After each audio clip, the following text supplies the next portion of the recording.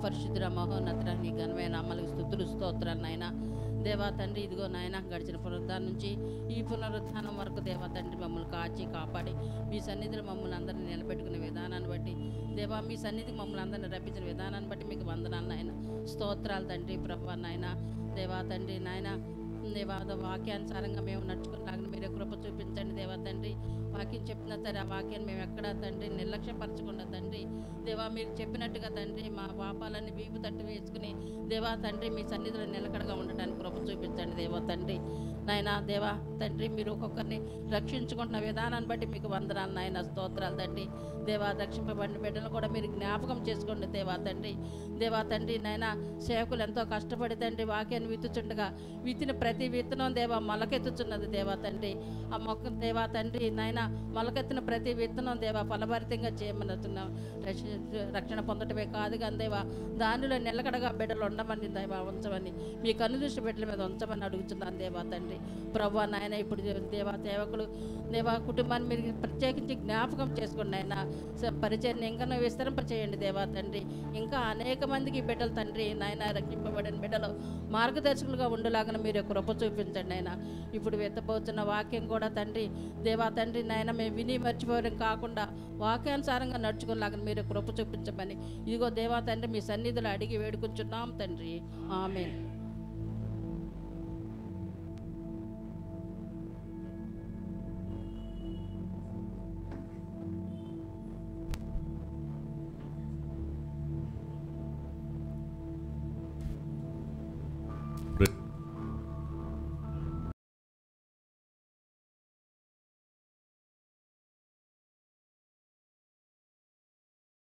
కలుగునుగాక. ఈ సమయంలో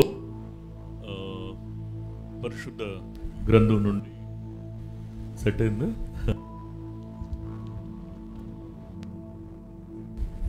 ఓకే ఓకే ఓకే పాపం వాడు ప్రయాసపడుతున్నాడు.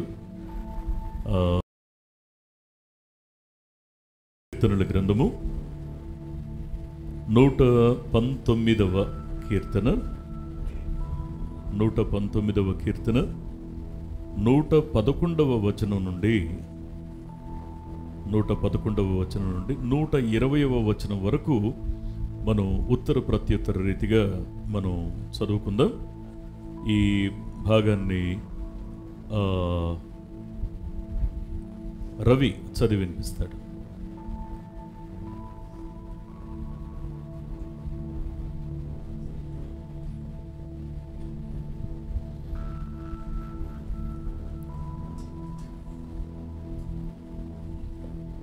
నూట 19వ కీర్తన అండి.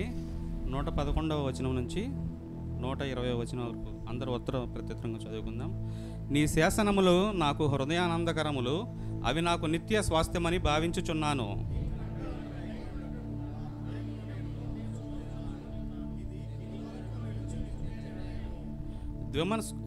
ద్విమనస్కులు నేను ద్వేషించుచున్నాను, నీ ధర్మశాస్త్రము నాకు ప్రీతికరము.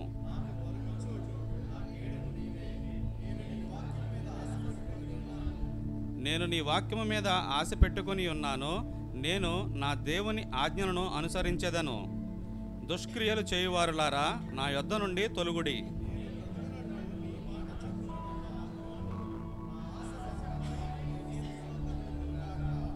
నాకు రక్షణ కలుగునట్లు నీవు నన్ను ఉద్ధరింపుము, అప్పుడు నీ కట్టడలను నిత్యము లక్ష్యము చేసేదను.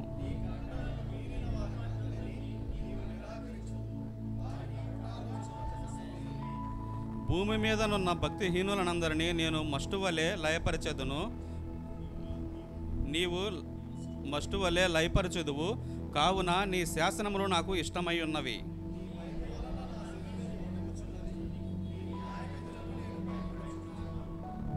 ఈ వచ్చిన అందరం మరొకసారి ధ్యానించుకుందామండి. నీ భయము వలన నా శరీరము వణుకుచున్నది, నీ న్యాయ విధులకు నేను భయపడుచున్నాను. ఆమేన్. ఈ సమయంలో ఒకసారి మన హృదయాన్ని దేవుని తట్టు మళ్ళించి కొద్ది నిమిషాలు మనం ఆయన్ని కీర్తించుకుందాం. జీవం కలిగిన దేవుని సన్నిధి మనకు తోడుగా ఉంది. ఆయన మనసారా కొద్ది నిమిషాలు మనం ఆరాధించుకుందాం. ఇక ఎవ్వరూ ఇటు అటు తిరగొద్దు, ఇటు అటు చూడొద్దు. అందరూ కళ్ళు మూసుకొని ఆరాధనలో మనం పాలు పంపులు పొందుదాం. ఎస్ ఎంత మధురము మనకెంతో మధురము, ఎంత మధురము మనకెంతో మధురము, యేసునామమే అతి మాధుర్యం మాధుర్యం, క్రీస్తు నెరుగుటే మనకానందం ఆనందం, ఎంత మధురము మనకెంతో మధురము, ఎంత మధురము మనకెంతో మధురము. అందరూ చప్పట్లతో దేవా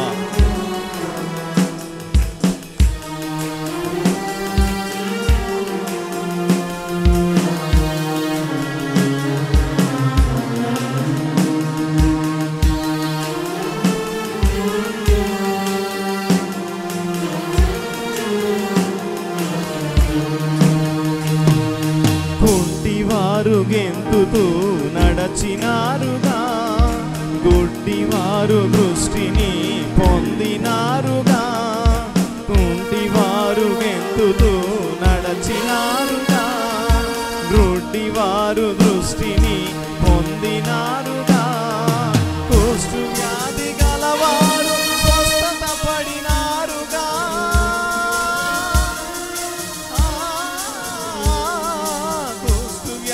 గలవారు స్వస్థత పడినారుగా, మూగవారు ముద్దుగా మాటలాడినారుగా, ఎంత మధురము మనకెంతో మధురము, ఎంత మధురము మనకెంతో మధురము, యేసునామమే అతి మాధుర్యం మాధుర్యం, క్రీస్తు నెరుగుటే మనకానందం ఆనందం, ఎంత మధురము మనకెంతో మధురము, ఎంత మధురము మనకెంతో మధురము, మన పాప శిక్షను తానే భరించగా, సమాధి జయించి ప్రభువు తిరిగి లేచినాడుగా,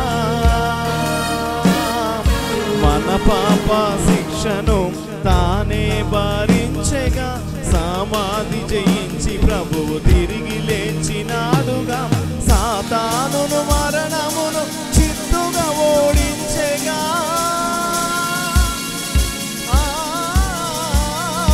సాతానును మరణమును చిత్తుగా ఓడించెగా, అందరిలో ఆ ప్రభువు అతి విజయుడాయగా, అందరిలో ఆ ప్రభువు అతి విజయుడాయగా, ఎంత మధురము మనకెంతో మధురము, ఎంత మధురము మనకెంతో మధురము, యేసునామమే అతి మాధుర్యం మాధుర్యం, క్రీస్తు నెరుగుటే మనకానందం ఆనందం, ఎంత మధురము మనకెంతో మధురము, ఎంత మధురము మనకెంతో మధురము.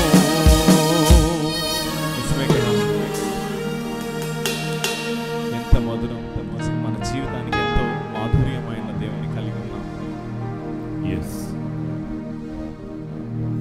దేవుని అనుభవించి చూసిన మనసులకు తెలుస్తుంది ఆయన ఎంత మధురమైన వాడో,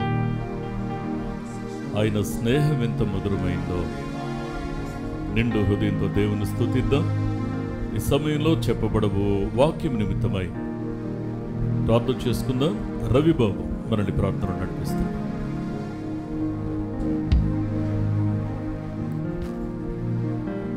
ప్రార్థన చేస్తున్నాను.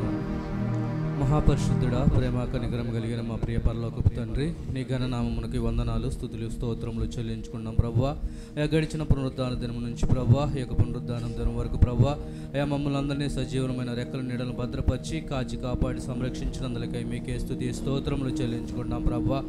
ప్రభువా తండ్రి నాయన, తండ్రి దాసులను నిలవబెట్టి ప్రభువా మాతో మాట్లాడిన ఉద్దేశించిన ప్రతి ఒక్క వాక్యమును తండ్రి నాయన మా హృదయంలో స్థిరముగా నాయన నిలిచి ఉండులాగున మీరే ఫలింపును దయచేయమని అడుగుచున్నాం ప్రభా. అయ్యా నిజంగా తండ్రి ప్రభా, మిక్కుటమైన ఆయాసము నాయన మాకు మేలని నాయన మీరు మాట్లాడుచున్నారు ప్రభా. అయ్యా నిజంగా ప్రభా నాయన నాశనం అనే అయ్యా గోతు నుండి నా ప్రాణమును నీ ప్రేమ చేత రక్షించుచున్న దైవానికి స్తుతులు స్తోత్రములు నాయన. అయ్యా మా పాపములన్నీ ప్రభా మీ వీపు వెనక పారవేసి ఉన్నారని నాయన మీరు మాట్లాడుచున్నారు కదా నాయన. నిజముగా తండ్రి మీరు ఎంత గొప్ప దేవుడు నాయన.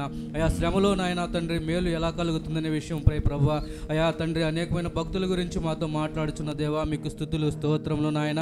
అయ్యా ప్రభా నాయన గడిచిన వారము ప్రభా అయ్యా దావీదు మహారాజు గురించి ప్రభా మీరు ఎంతగానో ప్రభా అయ్యా తన శ్రమలో ఎంతగా మీరు తోడు ఉన్నారో ప్రభా మీరు మాకు నాయన తేట తలము చేసి ఉన్నారు తండ్రి మీకు స్తుతులు స్తోత్రములు నాయన. అయ్యా ఇది ఈ విధంగా ప్రభా తండ్రి ఈ దినము మీరు నాయన దైవదాసుల ద్వారా మాట్లాడుచున్న ప్రతి ఒక్క వాక్యము ప్రభా మాతో మాట్లాడి సహాయం చేయమని. అయ్యా మేము నాయన కూడి వచ్చిన మమ్మల్ని అందరినీ మీ సన్నిధిలో నిలిచి ఉండగా తండ్రి మీరే మాతో మాట్లాడి సహాయం చేయమని యేసయ్య పరిశుద్ధ నామమును అడిగి వేడుకుంటున్నాం నా పరమ తండ్రి. ఆమేన్ ఆమేన్. దయతో కూర్చుందాం.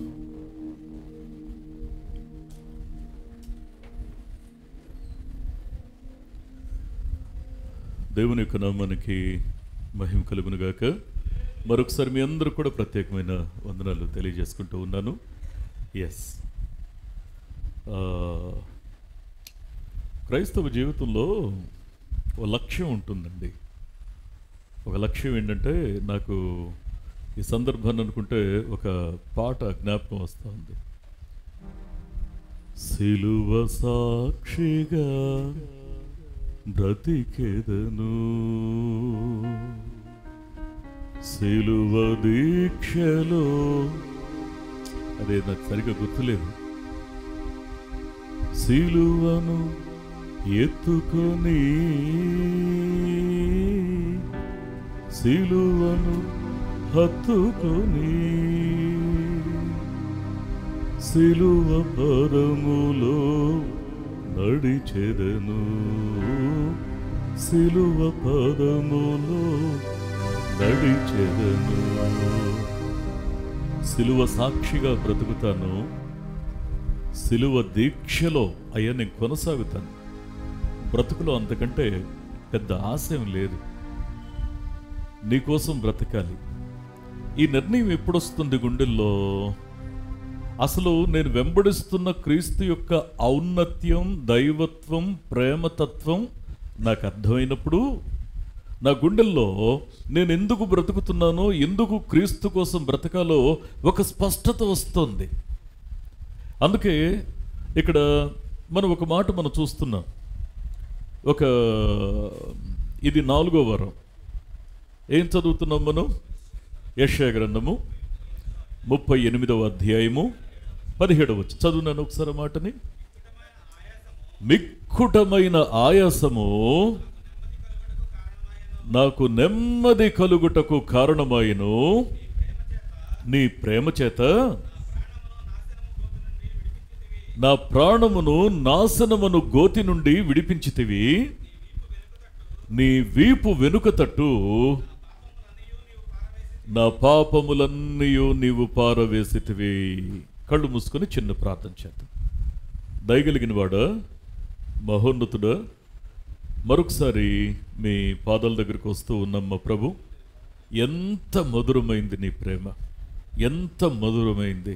నిజమే, బిడ్డలు కీర్తిస్తున్నప్పుడు అయ్యా నీ మాధుర్యాన్ని, నీ ప్రేమ తత్వాన్ని అయ్యా తనని మేము గ్రహించి మా పట్ల మీరు చూపిన ప్రేమను బట్టి అయ్యా సాష్టాంగపడుతూ ఉన్నాం ప్రభు నీ పాదాల దగ్గర. అయ్యా ఎంత మధురమైన ప్రేమ నాయన. దేవా, మరొకసారి నీ పాదాలు పట్టుకొని వేడుకుంటూ ఉన్నాను నాయన. ఇదిగో నా తండ్రి, మిక్కుటమైన ఆయాసము మాకు నెమ్మది కలగడానికి కారణమవుతుంది అనేటువంటి ఆ సత్యాన్ని మాకు గోచరించడానికి మీరు కొన్ని వారాలుగా మాతో మాట్లాడుతున్నందుకు, అయ్యా కొన్ని జీవితాల ద్వారా నాయన మీరు మాతో మాట్లాడుతున్నందుకు నీకు స్తోత్రాలు. మరొకసారి మా ప్రభు నీ పాదాల దగ్గర మా హృదయాన్ని తెరుస్తున్నాం. అయ్యా తనైన మా మనస్సాక్షిని మీరు తట్టి లేపుతున్నందుకు మీకు వందనాలు చెల్లిస్తున్నాం. మరొకసారి అయ్యా ఈ 4వ వారం మీరు ఏ విషయాన్ని మాట్లాడబోతున్నారో దాన్ని వినగలిగే చెవులను, గ్రహించే మనస్సును మాకు దయచేయండి. నీ మాటలు వివరించడానికి నేను తగిన వాడిని కాదు, నా జ్ఞానం చాలదు. నన్ను మీ సిలువ చాటును మరుగుపరుచుకొని మీరే నాతోనూ మాతోనూ మాట్లాడి మీ నామానికి మహిమ తెచ్చుకునమని, దీవించమని, ఆశీర్వదించమని యేసు నామములో ప్రార్థిస్తున్నాం మా పరమ తండ్రి. Amen, amen, amen. దేవుని వాక్యాన్ని మనం జాగ్రత్తగా అర్థం చేసుకునే ప్రయత్నాన్ని మనం చేస్తే మూల వాక్యం యొక్క ఉద్దేశం ఏంటి అంటే ఇక్కడ 3 సంగతులు చెప్పడాన్ని మనం చూసాం. ఆల్రెడీ దీన్ని మనం వివరించుకున్నాం కాబట్టి జ్ఞాపకం చేసుకుంటూ ముందుకు వెళ్ళిపోతాను. ఇక్కడ ఈ 3 విషయాల్ని కూడా మనం క్రింద నుంచి మనం చదువుకుంటూ వస్తున్నాం, కింద నుంచి చదువుతూ వస్తున్నాం. ఒకటి, నా పాపాలని అంటే ఇంకా ఏది కూడా జ్ఞాపకం లేకుండా నా బ్రతుకులో నీ వీపు వెనుక తట్టు వేసేసుకున్నావు, అంటే నా పాపాన్ని క్షమించావు. ఇక నేను పాపిని కాదు, నాకు నమ్మకం కలగాలి, దేవుడు నన్ను క్షమించాడు. నేను రక్షించబడ్డప్పుడు నన్ను క్షమించమని అడిగినప్పుడు ఆయన నన్ను క్షమించాడు. ఇక నా పాపం నాతో కలిసి ప్రయాణము చెయ్యదు, చెయ్యడానికి అది ఉనికిలో లేదు. ఆయన తన వీపు వెనుక తట్టు పారేశాడు. ఈ విషయాన్ని స్ట్రాంగ్గా నేను నమ్మాలి, మనం నమ్మాలి. రెండవది, నాశనం అనే గోతి నుంచి నన్ను విడిపించావు, నన్ను తప్పించావు. అంటే పాపం నుంచి విడిపించబడిన వానికి అనుగ్రహించబడేటువంటి ఆధ్యాత్మికమైన వరం ఏంటి అనంటే రక్షించబడడం అనేది ఎంత ప్రధానమైన విషయమో, రక్షించబడిన వానికి ఇవ్వబడే బహుమానం ఏంటి అంటే నాశనమనే గోతి నుంచి తప్పించబడడం, అంటే నిత్యత్వాన్ని, నిత్య నరకాగ్నిని తప్పించి నిత్య జీవాన్ని ఇవ్వడం. ఇవి రెండు కూడా మన జీవితంలో మనం రక్షించబడిన తర్వాత, యేసు క్రీస్తుతో అంటు కట్టబడిన తర్వాత, కలిసి ప్రయాణం చేస్తూ ఉన్నప్పుడు ఈ 2 విషయాల్లో, 2 అనుభవాల్లో మనం అనుభూతిని పొందాం. ఫైన్. మరి దేవుణ్ణి ఎరిగాం కదా, మన పాపాలు క్షమించబడ్డాయి కదా, దేవుని ఎరిగిన నా జీవితంలో కూడా కొన్నిసార్లు ఎందుకు సమస్యలు, దేవుణ్ణి ఎరిగిన నా బ్రతుకులో కూడా కొన్నిసార్లు ఎందుకు చిక్కుముడుల వంటి సమస్యలు, కొన్నిసార్లు ఇబ్బంది, కొన్నిసార్లు అవమానం, కొన్నిసార్లు ఎదురు దెబ్బలు ఎందుకు నా బ్రతుకులో? దేవుణ్ణి ఎరిగాను కదా, ఇది సత్యమైతే నాకెందుకు కష్టం రావాలి అంటే దానికి 3వ ఆన్సర్ ఏంటి అంటే మిక్కుటమైన ఆయాసము నాకు నెమ్మది కలగడానికి కారణమవుతుంది. అంటే ఆధ్యాత్మిక జీవితంలోనూ మనం గ్రహించాల్సిన సత్యం ఏంటి అంటే క్రీస్తును ఎరిగిన వారి బ్రతుకులో శ్రమ వస్తుంది అంటే వెంటనే గుర్తుపెట్టుకోవాలి, నీకు గొప్ప నెమ్మదిని దేవుడు ఇవ్వడానికి వాకిటి యొద్ద నిలబడి ఉన్నాడు ఆయన. హల్లెలూయా. దేవుని యొక్క జీవం కలిగిన మాట సెలవిస్తున్న సత్యం ఏంటి అంటే ఎప్పుడైనా భక్తుల జీవితంలో మరి ఇబ్బందికరమైన, అందుకే పదం చూడండి, శ్రమ కలిగినప్పుడు అనలా మిక్కుటమైన ఆయాసం, అంటే కొన్ని మానసికంగా తట్టుకుంటాం, కొన్ని ఆలోచనలతోటి అదుపు చేస్తాం, కొన్నిటిని ఫిజికల్గా ఎంటర్ అయ్యి కొన్ని సమస్యలు మనం తప్పించుకుంటాం. అయితే ఇక్కడ మనం గమనించాల్సిన విషయం ఏంటి అంటే కొన్నిటిని తట్టుకోలేక శారీరకంగా, మానసికంగా, ఆలోచన పరంగా మనం ఏమవుతామంటే అలసిపోతాం, ఆయాసపడిపోతాం. మిక్కుటమైన ఆయాసము, అయ్యా నా బ్రతుకులు ఎందుకు వచ్చింది అనుకున్నాను నేను, ఇప్పుడు నాకు అర్థమైంది ఏంటి అంటే నువ్వు కార్యం జరిగించిన తర్వాత, నేను కొంచెం ఓపిక పట్టిన తర్వాత, నేను కాస్త నిరీక్షించిన తర్వాత నా బ్రతుకులో నాకు అర్థమైంది ఏంటి అంటే ఈ మిక్కుటమైన ఆయాసము నాకు నెమ్మది కలగడానికి కారణమైంది. యోనా జీవితంలో శ్రమ ఎందుకు వచ్చిందో చూసాం, యాకోబు జీవితంలో శ్రమ ఎందుకు వచ్చిందో మనం చూసాం, దావీదు బ్రతుకులో శ్రమ ఎందుకు వచ్చిందో మనం చూసాం. వీరి జీవితాల నుంచి కొన్ని పాఠాలను మనం నేర్చుకున్నాం. ఈ రోజున ఇంకొక వ్యక్తిని గురించి మనం నేర్చుకోబోతున్నాం. ఆయన పేరు పరిచయం అక్కర్లేనటువంటి ఒక పేరు, ఆయన పేరు మోషే. మోషే యొక్క జీవితంలో ఏముంటుందబ్బా నేర్చుకోవాల్సింది? చాలా ఉన్నాయి అనుకోండి. ఏం నేర్చుకోవాలి మోషే జీవితంలో? జాగ్రత్తగా వినండి. నెంబర్ 1, మోషే క్రీస్తు పూర్వం 1526వ సంవత్సరంలో జన్మించాడు. మోషే 40 సంవత్సరాలు ఐగుప్తులో మరి హత్షెప్సుట్ అనేటువంటి మరి ఫరో యొక్క కుమార్తె హత్షెప్సుట్ అనేటువంటి ఆవిడ యొక్క కుమారునిగా పెరిగాడు. 40 సంవత్సరాలు ప్యాలెస్లో ఉన్నాడు. సకల విద్యలందు ప్రావీణ్యుడయ్యాడు. ఆ తర్వాత మరి కొన్ని కారణాలను బట్టి అతడు ప్యాలెస్ని వదిలిపెట్టి తాను మిద్యాను అనే ప్రాంతానికి పారిపోవలసి వచ్చింది. క్రీస్తు పూర్వం 1486వ సంవత్సరం ప్యాలెస్ని వదిలిపెట్టి, ఐగుప్తును వదిలిపెట్టి మిద్యాను అనే ప్రాంతానికి వెళ్ళిపోయాడు. మిద్యాను అనే ప్రాంతానికి వెళ్ళిపోయిన తర్వాత అక్కడ ఒక 40 సంవత్సరాలు గడిపాడు. అక్కడే కుటుంబం, పిల్లలు, మరి బాధ్యతలు, గొర్రెలు కాయడం, సరే ఈ పనుల్లో అక్కడ ఉన్నాడు. 40 ఏళ్ళు గడిచిపోయింది. అప్పటికి 80 సంవత్సరాలు.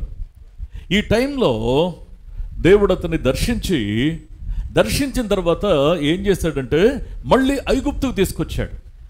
క్రీస్తు పూర్వం 1446వ సంవత్సరంలో మిద్యాను నుండి మళ్ళీ మోషే ఐగుప్తుకు దేవుని చేత తీసుకురాబడ్డాడు. ఐగుప్తుకు తీసుకొచ్చిన తర్వాత ఇక్కడ దేవుని యొక్క సహాయం చేత మోషే ఐగుప్తులో 10 అద్భుతాలు, అంటే 10 తెగుళ్ళు అంటాం మనం. అంటే ఇశ్రాయేలీయుల జీవితంలో మునుపెన్నడు కని విని ఎరుగని 10 అద్భుతాల్ని అక్కడ జరిగించడానికి దేవుడు తన ప్రతినిధిగా మోషే నిలబెట్టుకున్నాడు. ఇప్పుడు ఇశ్రాయేలీయులందరికీ కూడా ఒక గౌరవం, ఒక భయం. మోషే అంటే దేవుని పరిచారకుడు, దేవుని సేవకుడు అని అందరూ మరి భయపడి గౌరవించేటువంటి స్థాయి మోషేది. అది అయిన తర్వాత ఆ 10 అద్భుతాలు, 10 తెగుళ్ళు అయిన తర్వాత అక్కడి నుంచి ప్రయాణం ప్రారంభమైంది. అంటే 430 సంవత్సరాల తరువాత మొట్టమొదటిసారి బయట ప్రపంచాన్ని చూడబోతున్నారు ఇశ్రాయేలీలు. దానికి నాయకత్వం వహించింది మోషే. ఆ ఐగుప్తు బంధకాల నుండి వారిని విడిపించి భౌతికంగాను భౌగోళికంగాను వారిని విడిపించి బయట ప్రపంచంలోకి, అంటే వాగ్దానం చేయబడినటువంటి దేశం కనానుకు వారిని నడిపించేటువంటి ప్రయత్నం. ఏ ప్రమాణాన్నైతే దేవుడు అబ్రహాముతో చేశాడో ఆ ప్రమాణాన్ని స్వతంత్రించుకోవడానికి ఇశ్రాయేలీయుల్ని చేయబట్టి వెలుపలకు తీసుకువెళ్ళాడు దేవుని సహాయంతో. ఎర్ర సముద్రం అడ్డొచ్చింది. దేవుడు మోషేను నిలబెట్టి మరి దేవుని కృపను బట్టి ఎర్ర సముద్రాన్ని పాయలు చేయడానికి దేవుడు మోషేను అక్కడ తన ప్రతినిధిగా నిలబెట్టుకున్నాడు. ఎర్ర సముద్రం దాటేశారు. దాహమైంది, తాగడానికి నీళ్లు లేవు. ఆ టైంలో అక్కడ మారా అనబడిన చేదైనటువంటి నీరు అక్కడ కనబడితే దేవుడు తన ప్రతినిధి అయినటువంటి మోషేను నిలబెట్టుకొని ఆ చేదైనటువంటి దాన్ని మధురంగా మార్చాడు. ఏ నోరైతే ఇది చేదుగా ఉందని చెప్పిందో ఆ నోరే మళ్ళీ తనివి తీరా ఆ నీటిని తాగి మధురంగా ఉంది అని చెప్పగలిగేలా అద్భుతం దేవుడు మోషేని నిలబెట్టి జరిగించాడు. ఇంకా మోషే యొక్క జీవితాన్ని చూస్తే వారు ప్రయాణమై వెళుతూ ఉన్నప్పుడు వారికి ఆ అరణ్యంలో వారు తినడానికి మన్నాని కురిపించాడు దేవుడు, పూరేళ్లను కురిపించాడు దేవుడు. అమాలేకీయులతో యుద్ధం వచ్చినప్పుడు మోషే చేతులెత్తితే యుద్ధంలో విజయం వచ్చింది. అఫ్ కోర్స్ యుద్ధం చేయడానికి ఫిజికల్గా నిలబడింది మరి యెహోషువ అయినప్పటికీ మోషే చేతులు దించేస్తే ఓడిపోతున్నారు, మోషే చేతులు పైకెత్తితే గెలుస్తున్నారు. అంటే కీ ఎక్కడుంది? చేతులెత్తడం. మోషే చేతులెత్తడం. అందుకే ఇక్కడ మోషే యొక్క జీవితాన్ని మనం ఒక్కొక్క అంశం మనం చూసుకుంటూ వస్తే నిజంగా ఎర్ర సముద్రాన్ని దాటి కొంచెం ముందుకు వెళ్ళిన తర్వాత దేవుడు వారికి ధర్మశాస్త్రాన్ని ఇచ్చాడు. అంతకుముందు వారికి గైడ్లైన్స్ లేదు. ఇశ్రాయేలీయుల యొక్క జీవితంలో వారు ఐగుప్తును దాటి బయటకి రాకముందు వారికి ఎలా బ్రతకాలి, ఏం చెయ్యాలి, ఏం చెయ్యకూడదు అనేటువంటి గైడ్లైన్స్ లేదు వారికి. దేవుడు మోషే ద్వారా అక్కడ 10 ఆజ్ఞల్ని ఇవ్వడం అనేటువంటి అంశం జరిగింది. అంత మాత్రమే కాకుండా మోషే యొక్క ఆధ్వర్యంలో దేవుడు ఇంకొక పని చేశాడు. ఏంటో తెలుసా అండి? ఏంటి అంటే సామూహికంగా దేవునిని ఆరాధించడానికి ఒక గుడారమును నిర్మించడం. మన భాషలో చెప్పాలంటే మందిరాన్ని నిర్మించడం అని మనం చెప్పుకుంటాం. దానిని ప్రత్యక్షపు గుడారము అని మనం చెప్పుకుంటాం. ఇప్పుడు అంతకుముందు బలులు అర్పించలేదా? అర్పించారు. ఎవరు అర్పించారు? ఎక్కడ అర్పించారు అంటే ప్రతి కుటుంబంలో కూడా కుటుంబ పెద్ద బలిని అర్పించాడు. నోవహు బలిని అర్పించలేదా? అర్పించాడు. కుటుంబ పెద్దగా ఆయనే అర్పించాడు. మరి యోబు బలులు అర్పించలేదా? కుటుంబ పెద్దగా యోబే అర్పించాడు. తర్వాత అబ్రహాము బలులు అర్పించలేదా? అర్పించారు వీరందరూ కూడాను. అయితే గమనించాల్సింది, వారు వ్యక్తిగతంగా కుటుంబ పెద్దలు బలిని భక్తి కలిగిన వారు అర్పించారు. కానీ సామూహికంగా దేవునిని ఆరాధించడానికి దేవుడు ఒక ఏర్పాటు చేసి మోషేను నిలబెట్టి అతనికి సహకారులుగా బెసలేలు, అహోలియాబు అనే ఇద్దరినిచ్చి వారి యొక్క మరి ఆధ్వర్యంలో అక్కడ ప్రత్యక్షపు గుడారాన్ని, పరిశుద్ధమైన ఉపకరణాలని తయారు చేయడానికి ఇదంతా కూడా మోషే యొక్క ఆధ్వర్యంలో జరిగించినట్లు మనం చూస్తాం, నాయకత్వంలో జరిగించినట్లు చూస్తాం. ఇది మోషేను గురించిన ఓ చిన్న ఇంట్రడక్షన్. అయితే ఇంత గొప్పవాడు, ఇంత ఘనుడు, ఇంత మరి పేరున్నోడు, ఇంత గౌరవ ప్రతిష్టలున్నోడు, మరి తనకి శ్రమలే ఉంటాయబ్బా, తనకు కూడా శ్రమలు ఉంటాయా అంటే మోషేకు కూడా శ్రమ ఉంది. మొట్టమొదటి పాయింట్ మనం చూసే పాయింట్ ఏంటి?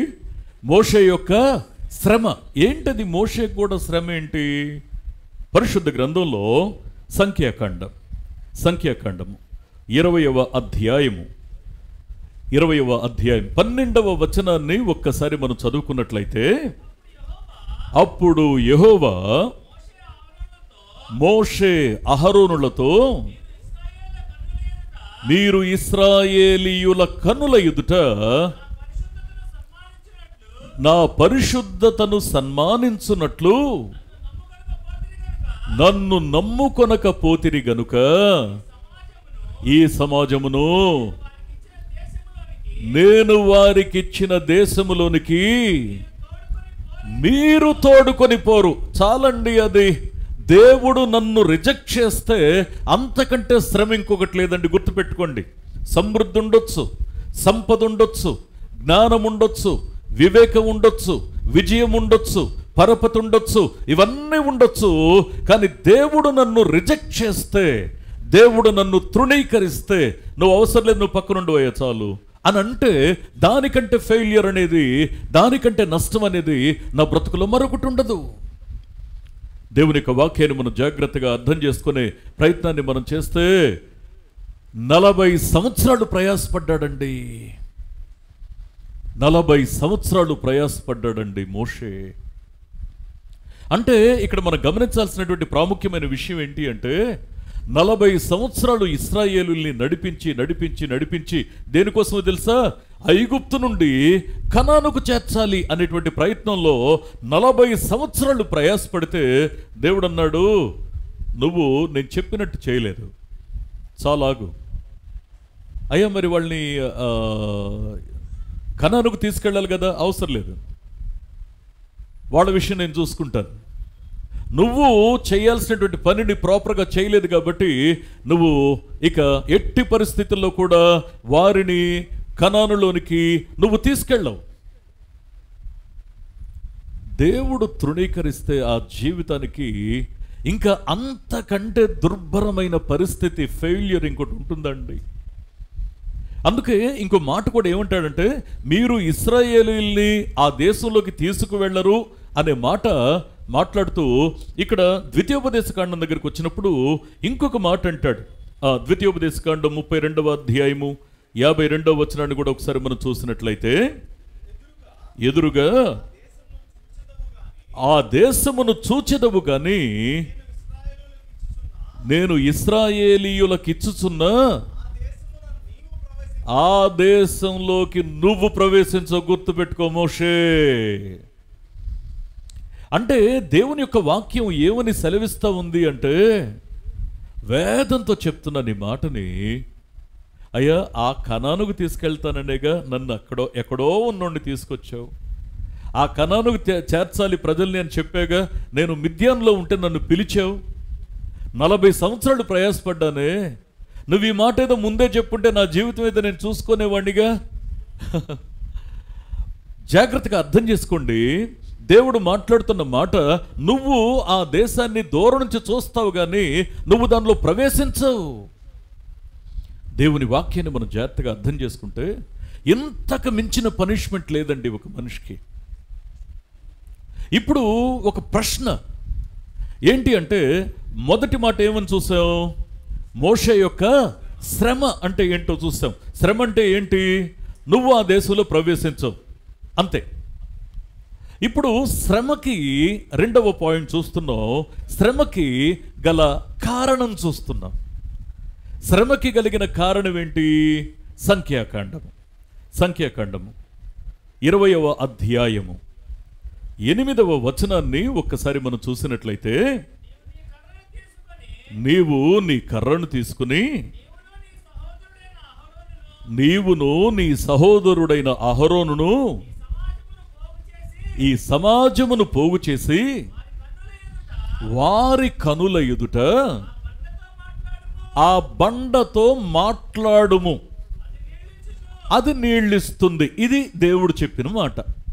ఏమన్నాడంటే, నీ కర్రను తీసుకో. ఇప్పటిదాకా అద్భుతాలు చేసుకుంటా వచ్చావే, అథారిటేటివ్ సింబల్, ఆ కర్రను తీసుకో.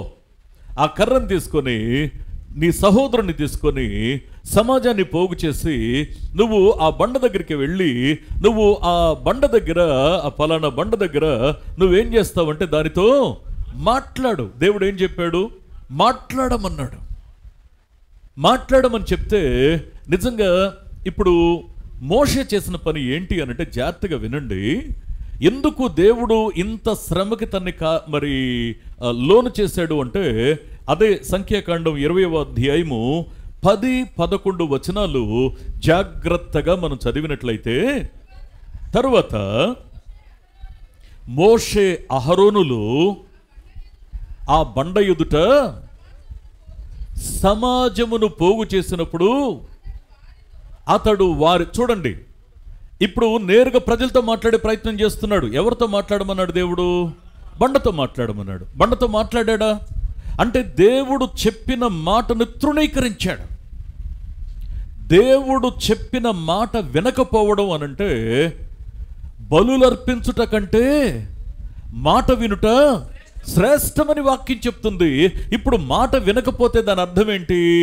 నువ్వు దేవుని విషయంలో తిరుగుబాటు చేస్తున్నావు, నువ్వు తప్పు చేస్తున్నావు. అందుకే నిన్ను మాట్లాడమంది ఎవరితోటి?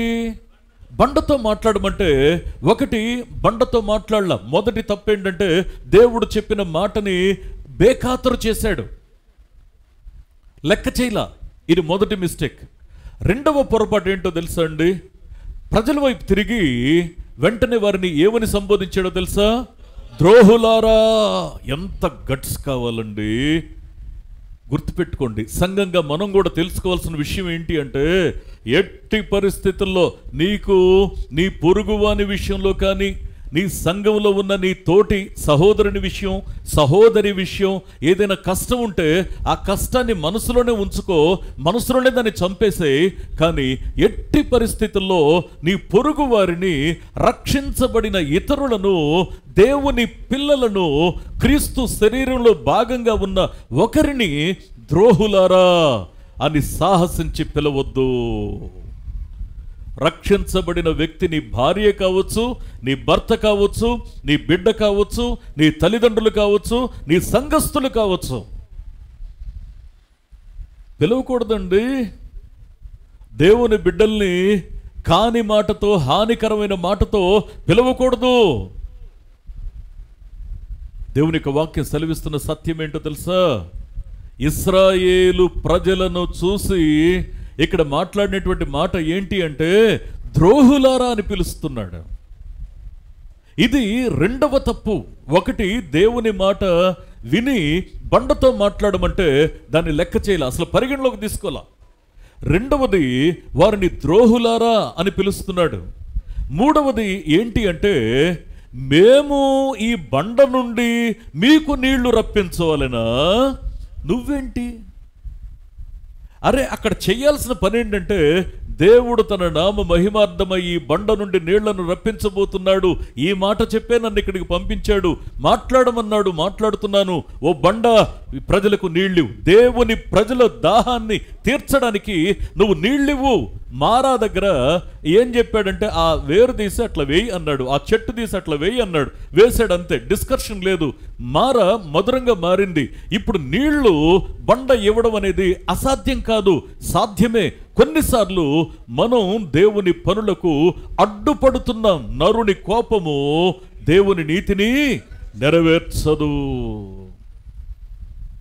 దేవుని యొక్క వాక్యం సెలవిస్తున్న సత్యం ఏంటి అంటే, మేము నీళ్లు రప్పించాలా, నువ్వేంటి? మేము అనే భావన ఒక వ్యక్తికి ఎప్పుడైతే కలుగుతుందో నువ్వు అతిశయిస్తున్నావు. నేను మాట చెప్పనండి, మనం ఇంత భక్తి చేసి, ఇంత ప్రార్థన చేసి, ఇంత విశ్వాసం ఉంచి, మన పాపాలు ఒప్పుకొని, పాపాలు దేవుని దగ్గర ఆయన పాదాల దగ్గర కన్నీటితో కడుగుకొని, క్రీస్తు రక్తం చేత కడగబడి, రక్షించబడి, బాప్తిసం పొంది, భక్తిగా బ్రతికి, మరి విడిచిపెట్టాల్సినవన్నీ విడిచిపెట్టి, హత్తుకోవాల్సినవి హత్తుకొని, ఇంత జాగ్రత్తగా బ్రతికితే మనం ఇక్కడి నుంచి ఇదంతా ఎందుకు అంటే మనం పరలోకంలోకి చేరడానికి. చిత్రమైన విషయం ఏంటో తెలుసా అండి, ఆల్రెడీ పరలోకంలో ఉన్నవాడు అతిశయించి నేల మీద పడిపోయాడు. అతిశయిస్తే ఏమవుతుందో తెలుసా? నీ అతిశయం నిన్ను పతనం చేస్తోంది, నీ అతిశయం నిన్ను నేలమట్టం చేస్తోంది, నీ అతిశయం నిన్ను దేవునికి దూరం చేస్తుంది. అతిశయించొద్దు, అతిశయించొద్దు. మేము ఈ బండలో నుండి నీళ్లను మీ కొరకు రప్పింపవలనా? మోషే ఆ మాట అనకూడదు. అందుకే ఇక్కడ మనం జాగ్రత్తగా అర్థం చేసుకునే ప్రయత్నాన్ని మనం చేస్తే, ఇక్కడ వాడినటువంటి మాట ఏంటి అంటే, ఒకటి దేవుని సన్నిధిలో బండతో మాట్లాడమన్నాడు, ఆ మాట మాట్లాడలా, ఇది మొదటి తప్పు. రెండవది ద్రోహులారా అన్నాడు, ఇది రెండవ తప్పు. మూడవది మేము నీళ్లను రప్పించాలా అన్నాడు, హెచ్చించుకున్నాడు, మూడో తప్పు. నాలుగవ తప్పు ఏంటి అంటే, అతని చెయ్యి ఎత్తినప్పుడు నాకు చాలా వేదన అనిపించింది ఈ మాట చదువుతూ ఉన్నప్పుడు. అరే, నువ్వు చేతులు ఎత్తితే దేవుడు విజయాన్ని ఇచ్చాడే, చెయ్యి ఎత్తినప్పుడన్నా గుర్తు రాలేదా నీకు? నువ్వు ఐగుప్తులో ఉన్నప్పుడు నువ్వు 10 మార్లు నువ్వు చేతులు ఎత్తినప్పుడు, నీ కర్రను ఎత్తినప్పుడు దేవుడు అద్భుతాలు చేశాడు, అదైనా జ్ఞాపకం రాలేదా? నీ చెయ్యి ఎత్తినప్పుడు దేవుని స్తుతించావే, అదైనా గుర్తు రాలేదా? నువ్వు చెయ్యెత్తితే ఇశ్రాయేలులు గెలిచారే, అదైనా గుర్తు రాలేదా? చెయ్యెత్తాడు, ఎత్తిన తర్వాత ఆ బండను 2 మార్లు కొట్టాడు. నాలుగవ తప్పేంటి అంటే 2 మార్లు బండను కొట్టడం. మొదటి దెబ్బ దేవునిని అతిక్రమించడానికి గుర్తు, దేవుని మాటను అతిక్రమించడానికి గుర్తు. రెండవ దెబ్బ అది నియంత్రణ లేని నీ కోపానికి గుర్తు, నియంత్రణ లేని నీ కోపానికి గుర్తు. కొన్నిసార్లు కోపంలో ఏం చేస్తున్నావు నీకు తెలియడంలా, కోపంలో నువ్వేం మాట్లాడుతున్నావు నీకు తెలియడంలా. మోషే చేసిన తప్పు ఏంటి అంటే, అతని శ్రమకు కారణం ఏంటి అనంటే, ఒకటి దేవుడు మాట్లాడమంటే బండతో మాట్లాడలేదు, రెండవది ద్రోహులారా అని పిలిచాడు, మూడవది మేము నీళ్లను రప్పించాలా అన్నాడు, నాలుగవది ఆయన బండను 2 మార్లు కొట్టాడు.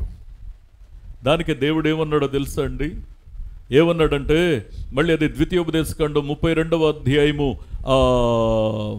52వ వచనం చూస్తే, నీవు ఆ దేశంలోనికి ప్రవేశించవు అనేసాడు. ఇప్పుడు మనకు ఒక ఆలోచన రావాలి, ఏముంది ఇంత మాత్రానికే కనానులో ప్రవేశించవు అని అనడానికి మరి దేవునికి మనసులో ఒప్పిందండి? 40 సంవత్సరాలు ప్రయాసపడ్డాడు కదా. మానవ కోణంలో ఆలోచిస్తే ఇంకొకసారి దేవుడు ఆలోచిస్తే బాగుండేదేమోనండి, దేవుడు కొంచెం తొందరపడ్డాడేమో అనిపిస్తూ ఉంది, అవునా? ఇప్పుడు జాగ్రత్తగా అర్థం చేసుకోండి. ఇప్పుడు ఇంత మాత్రానికే నువ్వు ఆ దేశంలో ప్రవేశించవు అని ఖరాఖండిగా దేవుడు చెప్పాడు కదా. అసలు మోషే చేసింది ఏంటి? మోషే చేసిన దాన్ని ఎలా పరిగణలోకి తీసుకోవాలి? జాన్ మెకార్థర్ అనేటువంటి బైబిల్ పండితుడు ఏమంటాడంటే, జాన్ మెకార్థర్ అనేటువంటి బైబిల్ పండితుడు అంటాడు, మోషే దేవుని దృష్టిలో విఫలమయ్యాడు. ఈ భాగాన్ని వివరిస్తూ మీరు తర్వాత జాగ్రత్తగా గమనించండి. ద్వితీయోపదేశకాండం 32వ అధ్యాయము 48 నుంచి 52 వచనాల వరకున్న ఈ భాగాన్ని వ్యాఖ్యానిస్తూ ఇక్కడ జాన్ మెకార్థర్ ఏమని మాట్లాడతాడంటే, దేవుని దృష్టిలో మోషే విఫలమయ్యాడు. మోషే విఫలమయ్యాడు. తర్వాత ఇంకొక బైబిల్ పండితుడైనటువంటి జాన్ ఎఫ్ వాల్వర్డ్ అనేటువంటి ఈ భక్తుడు ఏమంటాడంటే, నిజంగా మోషే తన యొక్క జీవితంలో చేసినటువంటి పెద్ద మిస్టేక్ ఏంటి అంటే అవిధేయుడయ్యాడు. అంటే ఈ భాగాన్ని ఈ యొక్క మరి ద్వితీయోపదేశకాండము 32వ అధ్యాయము 48 నుంచి 52 వచనాల భాగాన్ని వ్యాఖ్యానిస్తూ తను ఏమన్నాడంటే, జాన్ మెకార్థర్ ఏమో విఫలమయ్యాడని, తర్వాత ఈయనేమో వాల్వర్డ్ ఏమో అవిధేయుడయ్యాడని మాట్లాడితే, ఇంకాస్త ఒక స్టెప్ ముందుకు వేసి చార్ల్స్ రైరీ అనే బైబిల్ పండితుడు, అంత మాత్రమే కాకుండా ఇంకొక ప్రాముఖ్యమైనటువంటి వ్యక్తి కూడా విలియం మెక్డొనాల్డ్ అనేటువంటి ఇంకొక బైబిల్ పండితుడు, వీరిద్దరు ఏమన్నారో తెలుసా అండి? వారు పాపం చేశారు. వారి పాపము చేసిన కారణంగా, వారి పాపము వలన. అంటే ఇక్కడ మాట్లాడిన ఈ మాట యొక్క ఉద్దేశం ఏంటి అంటే, ఈ భాగాన్ని వ్యాఖ్యానిస్తూ అక్కడ వాళ్ళు మాట్లాడిన మాట ఏంటంటే, వారు పాపం చేశారు అంటారు. మోషే అహరోనుల గురించి మాట్లాడుతూ ఫోకస్ మోషే కనుక, మోషే చేసిన తప్పిదాన్ని పాపము అని పరిగణించినట్లు ఇక్కడ మనం చూస్తూ ఉన్నాం. ప్రియ దేవుని బిడ్డలారా, ఏమండి ఇది సమంజసమేనా? బైబిల్ పండితులు వీరు జాన్ మెకార్థర్ గొప్పవారే, జాన్ ఎఫ్ వాల్వర్డ్ గొప్పవాడే, చార్ల్స్ రైరీ గొప్పవాడే, మరి వీళ్ళందరూ గొప్పవాళ్లే, కాదని అంటానికి వీల్లేదు. మరి మోషే పాపం చేశాడని వాళ్ళు అట్లా వ్యాఖ్యానించేస్తే ఎలా? ఇంతకీ అసలు మోషే చేసింది ఏంటి? మరి మోషే ఏం చేశాడు అని ఎవరు వ్యాఖ్యానిస్తే మనం నమ్ముతాం? ఎవరు వ్యాఖ్యానించాలి అంటే బైబిలే చెప్పాలండి, బైబిలే చెప్పాలి. అందుకని నేను చెప్తాను, బైబిల్ వెలుగులోనే మనం ఓ సత్యాన్ని ధృవీకరించుకోవడం జరుగుతుంది. అందుకే బైబిల్ని వ్యాఖ్యానించాలి. ఇప్పుడు నిజంగా మోషే చేసినటువంటి ఆ తప్పిదాన్ని వివరించేటువంటి ప్రయత్నం సరిగ్గా ఎవరైతే చేస్తారో ఆ వ్యక్తి దగ్గరికి మనం వెళ్తే, ఆఖరికి మీరు చూడాలి ఒకసారి ఈ మాటని. నెంబర్ వన్ సంఖ్యాకాండము 20వ అధ్యాయము 12వ వచనాన్ని మళ్ళీ ఒకసారి మనం చదువుదాం. అప్పుడు యెహోవా మోషే అహరోనులతో, జాగ్రత్తగా ప్రతి మాట కూడా వినండి, మీరు ఇశ్రాయేలీయుల కన్నుల ఎదుట నా పరిశుద్ధతను సన్మానించున్నట్లు నన్ను నమ్ముకొనకపోతిరి కాబట్టి. ఈ మాట ఇక్కడ 2 స్టేట్మెంట్స్ చూస్తున్నాం. ఇశ్రాయేలీయుల కన్నుల ఎదుట నా పరువు తీస్తారయ్యా మీరు అన్నాడు దేవుడు. ఇశ్రాయేలీయుల కనుల ఎదుట నా పరువు తీశారు మీరు అని మాట్లాడాడు. రెండవది, నా పరిశుద్ధతను మీరు సన్మానించలేదు అని మాట్లాడాడు.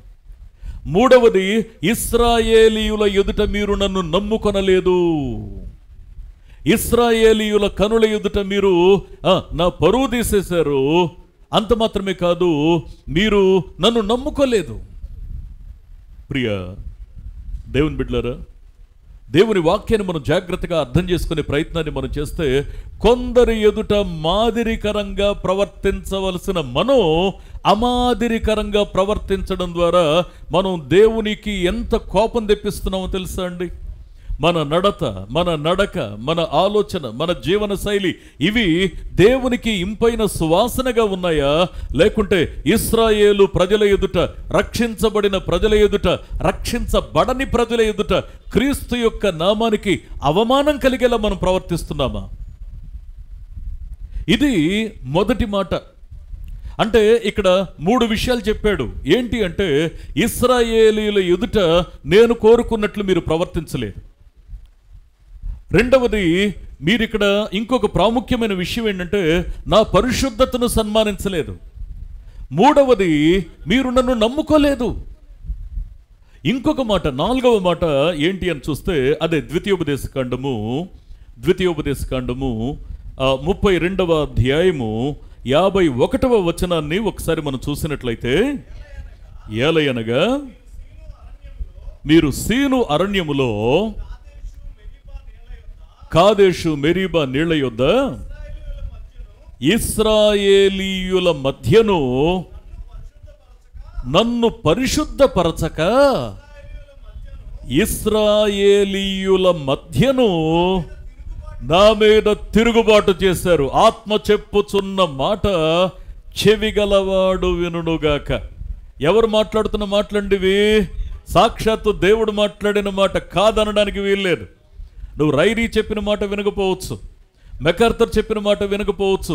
వారంతా భక్తులు ధ్యానించి పరిశుద్ధాత్మ నడిపింపుతో రాశారు.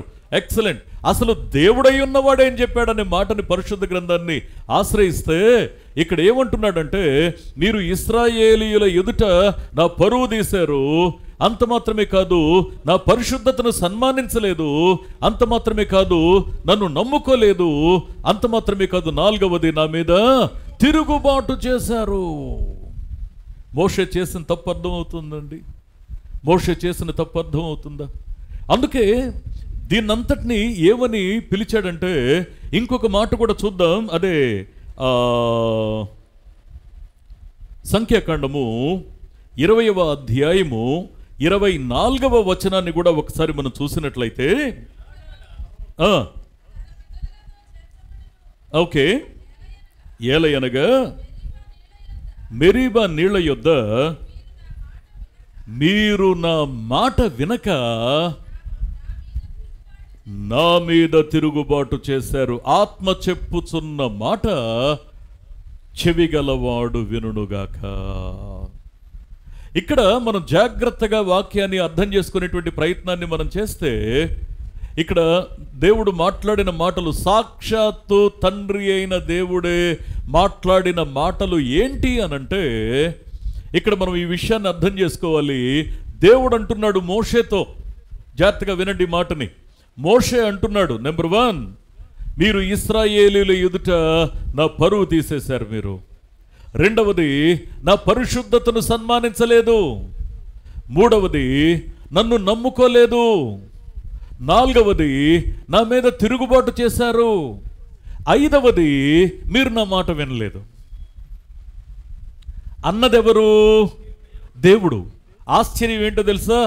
దేవుడు ఇట్లా అన్నాడని చెప్పింది ఎవరు? మోషే. అర్థమవుతుందండి? అన్నది దేవుడు, దేవుడు నన్ను ఇట్లా అన్నాడు అన్న మాట వివరించింది మోషే. మోషే చెప్పిన మాట నమ్మకపోతే ఎట్లా? దేవుని వాక్యం ఉంది చూశారు. జాగ్రత్తగా మనసు పెట్టి అర్థం చేసుకుంటే దేవుడు పక్షపాతము లేనివాడు. అందుకే నేను ఎప్పుడూ ఒక మాట చెప్తా ఉంటాను. కొన్ని హెచ్చరికలు ఇక్కడ పోడియం నుంచి అలా విసురుతూ ఉంటే అది మీకు అనుకుంటారు మీరు. నేను ఎప్పుడు ఒక మాట చెప్పేది ఏంటి అంటే, దేవునికి వాక్యం వినేవాళ్ళు ఒక రకంగా, వాక్యం చెప్పేవాళ్ళు ఇంకొక రకంగా అనిపించరు. వాక్యానికి పక్షపాతం లేదు. ఆ వాక్యం సూటిగా ముందు నన్ను తాకిన తర్వాతే అది మీ దగ్గరికి ప్రయాణం చేస్తుంది.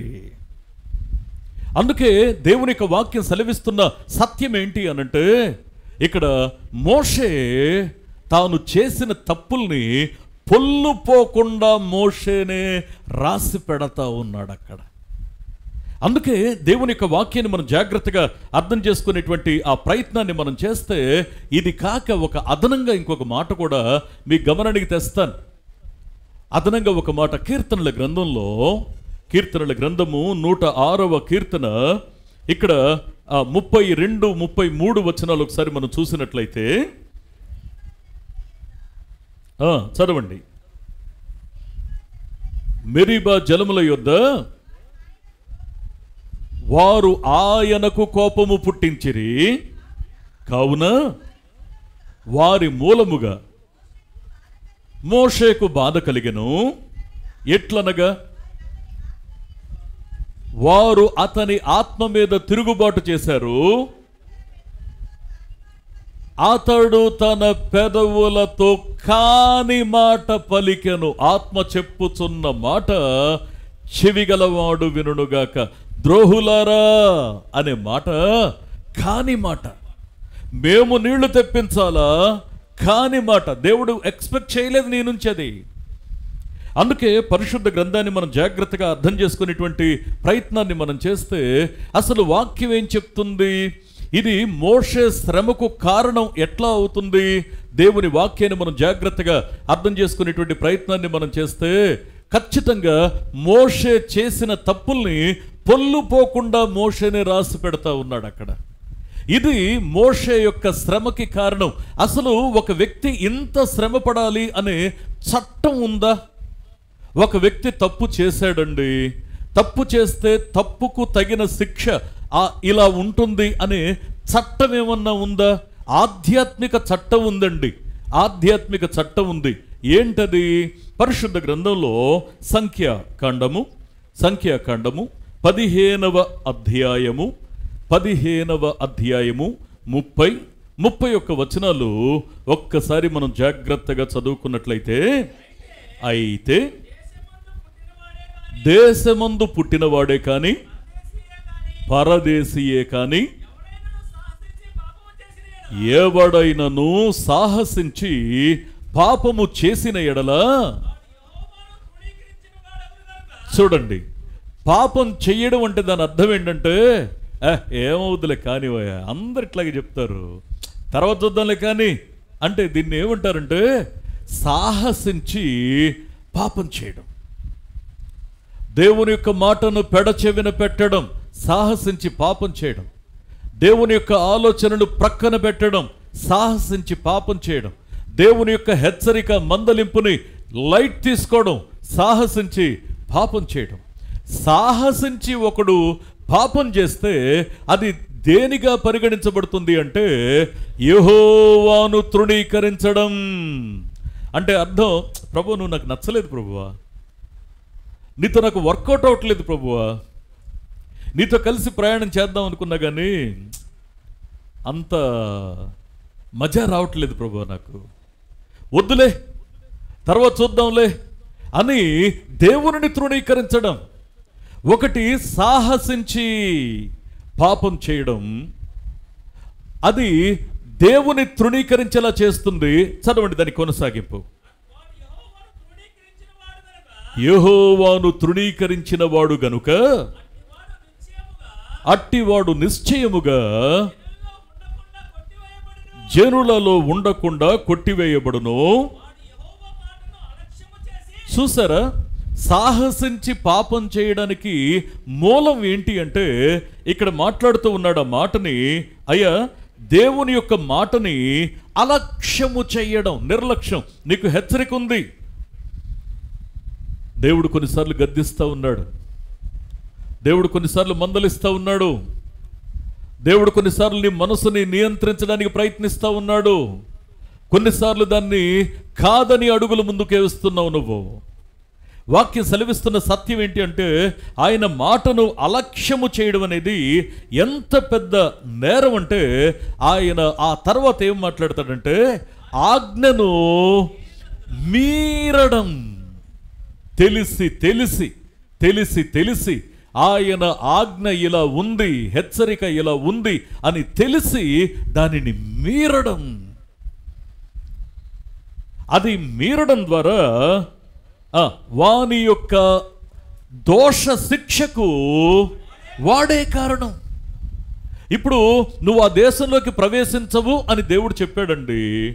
ఇప్పుడు ఆ దేశంలోకి ప్రవేశించే అర్హత ఇప్పుడు మోషే కోల్పోయాడు. మోషే కోల్పోవడానికి కారణం దోషం. ఎవరి దోషం? అతని దోషమే. అతని దోషానికి ఎవరు బాధ్యత వహించాలి? అతనే బాధ్యత వహించాలి. అందుకే చూడండి, దేవుడు పక్షపాతం లేనివాడు. అందుకే ఒక మాట అంటాడు పేతురు, దేవదూతల పాపం చేస్తేనే దేవుడు విడిచిపెట్టలేదు, నిన్ను నన్ను వదిలేస్తాడా? దేవదూతలు పాపం చేస్తేనే గెట్అవుట్ అన్నాడు అంతే. తీర్పు తన ఇంటి యొద్దనే ప్రారంభమైతే మరి నీ జీవితంలో మరి అంత తేలిగ్గా దేవుడు వదిలేస్తాడా నిన్ను? అంటే వాక్యం సెలవిస్తూ ఉన్నటువంటి సత్యం ఏంటి అనంటే ఇక్కడ వాడుతున్న అమూల్యమైన ఈ మాట యొక్క ఉద్దేశాన్ని మనం పరిశీలిస్తే, అయ్యా నీ దోషానికి చాలాసార్లు మనమే బాధ్యులం అన్న సంగతి మర్చిపోయి బాధపడుతూ దేవుని మీద కష్టం పెట్టుకుంటున్నాం మనం. అందుకే మోషే యొక్క శ్రమ ఏంటో చూశాను. నువ్వు ఆ దేశంలోకి ప్రవేశించొద్దు అన్నాడు. మోషే యొక్క శ్రమకి కారణం ఏంటో కూడా చూసాం. మిగతా వాళ్ళ మాటలన్నీ కాదు, మోషేనే చెప్పాడు. నేనేమేం చేశానో దేవుడు చెప్పాడు. ఆ మాటలను ఇక్కడ రాస్తున్నాను, మీరు ఒక వరుసలో నోట్ చేసుకోండి. ఇప్పుడు ఆధ్యాత్మికంగా మనం ఎలా బ్రతకాలో అన్న చట్టాన్ని కూడా దేవుడు మోషేతోనే రాయించాడు. మోషేనే ఈ చట్టాన్ని కూడా రాస్తా ఉన్నాడు. ఆశ్చర్యకరమైన విషయం ఏంటంటే, అతని యొక్క దోషం అంటే నేరం చేసిన వాడు నిజంగా ఆ శ్రమకి మరి కారణమైన వాడు ఆ దోష శిక్షకు తానే కారకుడు. సరే, ఇప్పుడు అర్జెంటుగా ఆలోచించాల్సిన విషయం ఏంటంటే, మరి దేవుడు మూడవ పాయింట్ చూస్తున్నాం. మొదటి పాయింట్ ఏంటి? మోషే యొక్క శ్రమ. రెండవ విషయం ఏంటి? శ్రమకు గల కారణం. ఇప్పుడు మూడవ విషయం ఏంటి అంటే, శ్రమ అనుమతించడానికి గల కారణం లేదా ఉద్దేశం. శ్రమ అనుమతించడానికి గల ఉద్దేశం ఏంటది? ఇక్కడ ఒక విషయాన్ని మనం జాగ్రత్తగా గమనించాలి. ఎందుకు ఇంత స్నేహంగా ఉన్నటువంటి మోషేతో కూడా దేవుడు ఇంత కఠినంగా వ్యవహరించాడంటే, there is one great reason. Number 1, ఇక్కడ యేసుక్రీస్తు ప్రభువారు ఒక కామన్ రూల్ ఒకటి చెప్తాడు. ఏంటది? లూకాసు వార్త 12వ అధ్యాయం 48వ వచనాన్ని ఒక్కసారి మనం చదివినట్లయితే, అయితే తెలియక దెబ్బలకు తగిన పనులు చేసిన వారికి కొద్ది దెబ్బలే తగులును, ఎవనికి ఎక్కువగా ఇయ్యబడెనో వాని యొద్ద ఎక్కువగా తీయజూతురు. మనుషులు ఎవనికి ఎక్కువగా అప్పగింతురు వాని యొద్ద ఎక్కువగా అడుగుదురు. అంటే దాని అర్థం ఏంటి అంటే, దేవుడు మోషేకి ఎక్కువ ఇచ్చాడా తక్కువ ఇచ్చాడా? ఎక్కువే ఇచ్చాడండి, చాలా ఎక్కువ ఇచ్చాడు. అంటే కొన్నిసార్లు దేవుడు తన పనిని, పరిచర్యను, బాధ్యతల్ని, తలాంతుల్ని, ఆధిక్యతల్ని తన పిల్లలకి ఎంపిక చేసి మరీ ఎక్కువ ఇస్తాడు. ఎక్కువ ఇచ్చినప్పుడు అర్థం ఏంటి అంటే, మనం ఎక్కువ జవాబుదారీతనంగా ఉండి తీరాలి. ఇది కామన్ రూల్. దేవుని యొక్క వాక్యాన్ని మనం జాగ్రత్తగా అర్థం చేసుకునే ప్రయత్నాన్ని మనం చేస్తే, తెలియక చేసినటువంటి దినాల్లో మనం తక్కువ దెబ్బలు తిన్నాం. కానీ ఇప్పుడు నీకు తెలుసు, వాక్యం తెలుసు, నీ హద్దులు తెలుసు, దేవుని ఉద్దేశం తెలుసు, మనం వేయకూడని అడుగులు తెలుసు. ఇక్కడ దేవుని ఆలోచనని అర్థం చేసుకుని నువ్వు అడుగులు వేయాలి. ఇప్పుడు ఇంకో మాట గమనించాలి. ఒకవేళ మనం గనుక ప్రాపర్గా దేవుని యొక్క సన్నిధిలో మన యొక్క అడుగులు లేకపోతే ఏమవుతుంది? ఇక్కడ ఇంకో మాట అంటాడు. లేవికాండము 5వ అధ్యాయం 17వ వచనాన్ని ఒకసారి చూడండి. 17వ వచనము, చేయకూడదని యెహోవా ఆజ్ఞాపించిన వాటిలో దేనినైనా చేసి ఒకడు పాపి అయిన ఎడల అది పొరపాటున జరిగినను అతడు అపరాధి అయి తన దోషమునకు శిక్ష భరించును. ఆత్మ చెప్పుచున్న మాట చెవిగలవాడు వినుడుగాక. యేసుప్రభు ఏం చెప్పాడు? అయ్యా, తెలియక చేసిన దినాల్లో తక్కువ దెబ్బలు తగిలాయి, కానీ ఇప్పుడు నీకు తెలుసు, నువ్వు చాలా జాగ్రత్తగా ఉండు అని అన్నాడు. రెండవది, దేవుడు మోషే ద్వారా ఇంకో మాట ఏం రాయించాడంటే, అయ్యా, దేవుడు దేన్నైనా చెయ్యొద్దు అని చెప్తే నువ్వు తెలిసి చేసినా తెలియక చేసినా వద్దు అన్నదాన్ని నువ్వు చేశావు కాబట్టి నువ్వు తప్పనిసరిగా దోషివి అవుతావు. గుర్తుపెట్టుకో ఈ విషయాన్ని. దేవుడు వద్దు అన్నదాన్ని చెయ్యడం జాగ్రత్తగా ఉండాలి. దేవునికి నీలో ఏం నచ్చదో నీకు తెలుసు. దేవుడు నీ నుంచి దేన్ని ఇష్టపడడో నీకు తెలుసు. దేవుడు దేనిని నీ నుండి కోరడో నీకు తెలుసు. దేనిని నీలో చూడడానికి దేవుడు ఇష్టపడడం లేదో నీకు తెలుసు. ఆ పరిశుద్ధ గ్రంథంలో ఉన్న ఉద్దేశాన్ని నువ్వు నేను ఎంతవరకు అర్థం చేసుకోగలుగుతున్నావు? అయితే ఇక్కడ గమనించాలి, తెలియక చేసినా తెలిసి చేసినా మనం దోషులం అవుతాం. సరే, ఇప్పుడు మోషే జీవితంలో ఇంత త్వరగా ఈ శ్రమని అనుమతించడానికి గల కారణం ఏంటి? నువ్వు ఆ దేశంలో ప్రవేశించడానికి వీల్లేదు, ఒక అడ్డుకట్ట వేయడానికి గల రీజన్ ఏంటి? శ్రమ అనుమతించడానికి కారణం ఏంటి? మోషే మీద ప్రేమ లేదా దేవునికి? 40 ఏళ్ళు పరిచర్య చేశాడే. ఈ 40 సంవత్సరాల యొక్క ప్రయాణంలో నిజంగా మోషే మీద దేవునికున్న ప్రేమ ఎంత? మరి అలాంటప్పుడు నిజంగా ప్రేమ ఉంటే క్షమించుండొచ్చు కదా. కానీ దేవుడు ఎందుకు ఆ పనిష్మెంట్ ఇచ్చాడు? ఎందుకు పనిష్మెంట్ ఇచ్చాడు అనంటే పరిశుద్ధ గ్రంథం ఇలా సెలవిస్తూ ఉంది. నెంబర్ 1, ద్వితీయోపదేశకాండము 8వ అధ్యాయము 5వ వచనాన్ని ఒక్కసారి మనం చూసినట్లయితే, ఒకడు తన కుమారుని ఎట్లు శిక్షించునో అట్లే నీ దేవుడైన యెహోవా నిన్ను శిక్షించువాడని. గట్టిగా చప్పట్లు కొడుతూ దేవుని మహింపరుద్దాం ఒకసారి. రక్షించబడిన తర్వాత బ్రతుకులో శ్రమ కలిగితే అర్థం చేసుకోవాల్సింది ఏంటి అంటే, నేను దేవుని కుమారుణ్ణి కాబట్టి, నేను దేవుని కుమార్తెను కాబట్టి చెయ్యకూడని తప్పిదాన్ని నేను చేస్తా ఉన్నప్పుడు నా దేవుడు ఏం చేస్తాడంటే ఖచ్చితంగా మందలిస్తాడు, ఖచ్చితంగా నాకు ఒక ట్రీట్మెంట్ ఇస్తాడు. కారణం ఏంటి అంటే, నేను ఆయన బిడ్డను కాబట్టి. నన్ను వదిలిపెట్టుకోవడానికి సిద్ధపడడు. 10 మంది పిల్లలు కలిసి అల్లరి చేస్తున్నారనుకోండి, ఆ చుట్టూ ఉన్న వాళ్ళంతా కేకలు వేస్తూ ఉన్నారనుకోండి, మీకు బుద్ధి లేదా, జ్ఞానం లేదా, ఎందుకు ఇట్లా అరుస్తారు అంటే, మనం వెతుక్కుంటూ వెళ్ళి మన పిల్లోడిని మాత్రమే చేయబట్టుకు లాక్కొచ్చి మన ఒక దెబ్బ వేసి ఇంటికి తెచ్చుకుంటాం. కారణం ఏంటంటే, మన పిల్లలు పరాయి వాళ్ళ చేతుల్లో పడకూడదని. మన పిల్లవాడిని తెచ్చుకుంటాం, ఎందుకంటే మిగతా వాళ్ళ సంగతి కాదు, నా బిడ్డ నాకు ముఖ్యం. దేవుడు ఎప్పుడైనా రక్షించబడిన తర్వాత ఒకవేళ ఏదన్నా సమస్యను అనుమతిస్తే, పనిష్మెంట్ అనుమతిస్తే, మనం అక్కడ సంతోషంగా ఫీల్ అవ్వాల్సిన విషయం ఏంటంటే, ఆయన మనల్ని కుమారునిగా కుమార్తెగా ఆయన మనల్ని చూస్తున్నాడు. రెండవది, సరే కుమారునిగా చూస్తున్నావయ్యా, మంచిదే, మరి కుమారునిగా చూస్తే నాకు శిక్ష ఇవ్వడం ఎందుకు? కుమారునిగా చూసినప్పుడు ఈ శిక్ష ఎందుకు?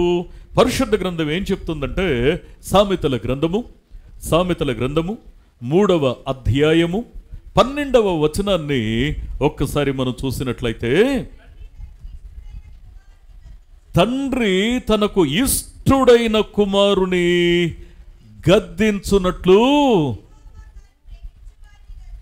యెహోవా తాను ప్రేమించు వారిని గద్దించును. గట్టిగా చప్పట్లు కొడుతూ దేవుని మహింపరుద్దాం ఒకసారి. ఆయన గద్దిస్తున్నాడంటే అర్థం ఏంటో తెలుసా? నువ్వు ఆయనకి ఇష్టుడవు, ఇష్టురాలవు.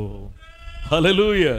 ఆయన మందలిస్తున్నాడంటే అర్థం ఏంటి అంటే, ఆయన నిన్ను ప్రేమిస్తున్నాడు. అందుకే మోషేని ఆలస్యం చేయకుండా ఎందుకు వెంటనే మందలించాడంటే, ఇంకా ఆ స్థాయి నుంచి తాను దిగజారడం దేవునికి ఇష్టం లేదు. ఆ స్థాయి నుంచి ఇక మోషే దిగజారడం దేవునికి ఇష్టం లేదు. తప్పు చేసినప్పుడు గనక మందలించకుండా వదిలిపెట్టేస్తే ఆ పిల్లలు నిర్భయంగా తప్పు చేసేస్తారు, కట్టు తప్పిపోతారు. అందుకే ఇంకొక మాట కూడా మీ గమనానికి తెస్తాను. నిజంగా మోషే విషయంలో ఇంత క్విక్గా యాక్షన్ తీసుకోవడానికి గల కారణం ఏంటి అంటే, హెబ్రీ పత్రిక 12వ అధ్యాయము 5-6 వచనాలు ఒకసారి మనం చూసినట్లయితే, చదవండి. హెబ్రీ 12:5-6. నా కుమారుడా, ప్రభువు చేయు శిక్షను తృణీకరించకము, ఆయన నిన్ను గద్దించునప్పుడు విసుగకుము. జాగ్రత్తగా ఈ మాటలు వినండి. ప్రభువు తాను ప్రేమించు వారిని శిక్షించి, తాను స్వీకరించు ప్రతి కుమారుని దండించును అన్న సంగతి మీరు మర్చిపోవద్దు. నమ్మితే గట్టిగా చప్పట్లు కొడుతూ దేవుని మహింపరుద్దాం ఒకసారి. ఆయన శిక్షించడం వెనుక ఒక ఉద్దేశం ఉంది. ఆయన దండించడం వెనుక ఒక ఉద్దేశం ఉంది. దేవుని యొక్క వాక్యం సెలవిస్తున్న సత్యం ఏంటి అనంటే, ఇక్కడ నేను మళ్ళీ ఈ మాట మీ గమనానికి తీసుకొస్తున్నాను. ఇక్కడ మాట్లాడతాడు, దేవుడు మోషేని ప్రేమించాడు. రెండవది, మోషేను స్వీకరించడానికి ఇష్టపడ్డాడు. అంటే మరి పునరంకితం చేసుకోవడానికి ఇష్టపడుతున్నాడు. మోషే ఇంకా దిగజారడం తనకి ఇష్టంలా. అందుకే దాని కింద వచనంలో, అదే మనం ఇప్పుడు చదువుకున్నాం, మనం హెబ్రీ పత్రిక 12వ అధ్యాయం 5-6 వచనాలు చదివాం కదా. 7వ వచనంలో ఏమంటాడంటే, తండ్రి శిక్షించని కుమారుడెవడు అంటాడు. 8వ వచనంలో ఏమంటాడంటే, అయా ఒకవేళ తండ్రి శిక్షించేటప్పుడు ఒకవేళ మీరు దానికి అంగీకరించకపోతే శిక్షించబడని వాడు దుర్బీజులు అని అంటాడు. అంటే దేవుని యొక్క వాక్యం సెలవిస్తున్న సత్యం ఏంటి అంటే, దేవుడు రక్షించబడిన తర్వాత కూడా బ్రతుకులో శ్రమలు వస్తున్నాయంటే దీని యొక్క ఉద్దేశం ఏంటని గ్రహించాలి. అంటే వాక్యం చెప్తా ఉంది, అయ్యా దేవుడు నిన్ను ప్రేమిస్తున్నాడు, తల్లి దేవుడు నిన్ను స్వీకరిస్తున్నాడు, అంటే దేవుడు తిరిగి నిన్ను నిలబెట్టుకోబోతున్నాడు, తిరిగి నిన్ను పునర్ప్రతిష్ఠించబోతున్నాడు, నీ మీద తన అభిషేకమును కుమ్మరించబోతున్నాడు, తన ప్రతినిధిగా, తన సాక్షిగా, తన సాధనంగా, తన పనిముట్టుగా దేవుడు నిన్ను వాడుకోవడానికి ఆయన ఇష్టత కలిగి ఉన్నాడు. హల్లెలూయా. అందుకే ఇక్కడ దేవుని యొక్క వాక్యాన్ని మనం జాగ్రత్తగా అర్థం చేసుకుంటే ఎంత దేవుని శిక్ష వెనుక కూడా ఎంత ప్రేమ ఉందండి. మిక్కుటమైన ఆయాసము నాకు నెమ్మది కలుగుటకు కారణమాయను. వాక్యం ఏం చెప్తా ఉందంటే, మొదటి విషయం చూసాం, మోషే యొక్క శ్రమ. రెండో విషయం చూసాం, శ్రమకు గల కారణం. మూడో విషయాన్ని చూసాం, శ్రమ అనుమతించడానికి ఉద్దేశం లేదా కారణం. ఇప్పుడు నాలుగవది ఏంటి అంటే, ఇప్పుడు ఉద్దేశం ఏం తెలుసుకున్నాం మనం, దేవుడు మోషేని ప్రేమిస్తున్నాడు, తిరిగి తనను స్వీకరించడానికి ఇష్టపడుతున్నాడు, అందుకే శ్రమ ఇమ్మీడియట్గా అనుమతించాడు. తర్వాత నాలుగవ రీజన్ ఏంటి అంటే, శ్రమ వెనుక దేవుని ప్రణాళిక. మీరు జాగ్రత్తగా అర్థం చేసుకోండి. దేవుడు ఒక స్టేట్మెంట్ని మోషే విషయంలో ఈ విధంగా చెప్తాడు. మీరు జాగ్రత్తగా ఈ మాటల్ని మనసులో ఉంచుకోండి. సంఖ్యాకాండంలో అక్కడ 12వ అధ్యాయము 3 మరియు 7 వచనాల్లో 2 మాటలు అక్కడ మాట్లాడతాడు. ఒకటి, మోషేని గురించి మొదటి మాట ఏమంటాడంటే, మిక్కిలి సాత్వికుడు అంటాడు. మిక్కిలి అనే మాట మర్చిపోవద్దు. భూమి మీద ఉన్న వారందరిలో కూడా మిక్కిలి సాత్వికుడు అని అంటాడు. 7వ వచనం దగ్గరికి వచ్చినప్పుడు, నా ఇల్లంతటిలో నమ్మకమైన వాడు అంటాడు. 2 స్టేట్మెంట్స్ ఇచ్చాడండి. మొదటి స్టేట్మెంట్ ఏంటి అంటే, భూమి మీద ఉన్న వారి అందరిలో కూడా మిక్కిలి సాత్వికుడు. సాత్వికుడు అంటే కోపం ఉన్నాడో కోపం లేనోడా? లేనివాడేగా. అయితే లేనివాడనే మాట కంటే ఇంకా తాళిమి గలవాడు, ఓర్పు గలవాడు, సహనం గలవాడు. అరే మోషే గురించి ఎట్లా చెప్పావు ప్రభు తొందరపడి? నువ్వు ఐగుప్తులో ప్యాలెస్లో ఉండేటప్పుడు ఐగుప్తుని కొట్టి గుద్దుకు చంపేశాడు, కోపం లేదంటావేంటి మోషేకి? కొండ మీద నువ్వు పలకలిచ్చావు, నువ్వు పలకలిస్తే కోపంతో ఆ పలకలు నేలకేసి కొట్టి వాటిని పగలగొట్టాడు, కోపం లేదంటావేంటి మోషేకి? నువ్వు బండతో మాట్లాడమంటే ఆ బండని 2 సార్లు కొట్టాడు, మరి అట్లాంటప్పుడు అతనికి కోపం లేదంటావేంటి? ద్రోహులారా అన్నాడు, ఇక మేము తీసుకురావాలా అన్నాడు, ఇట్లాంటి పట్టుకొని సాత్వికుడు అని అన్నాడేంటి? అంటే మీరు ఒక విషయాన్ని, సున్నితమైన మాట గమనించండి. మానవుని యొక్క బ్రతుకులో భావోద్రేకాలు కలగడం సహజం. అయితే ఇది మానవ సహజం. కానీ విశ్వాసి యొక్క తత్వం ఏంటి అంటే, ఒకసారి తన యొక్క తప్పిదాన్ని దేవుని చేత హెచ్చరించబడి దానిని గ్రహించిన తర్వాత తన యొక్క జీవన శైలిని మార్చుకొని మనసును అణుచుకొని బ్రతకడం విశ్వాసి యొక్క లక్షణం.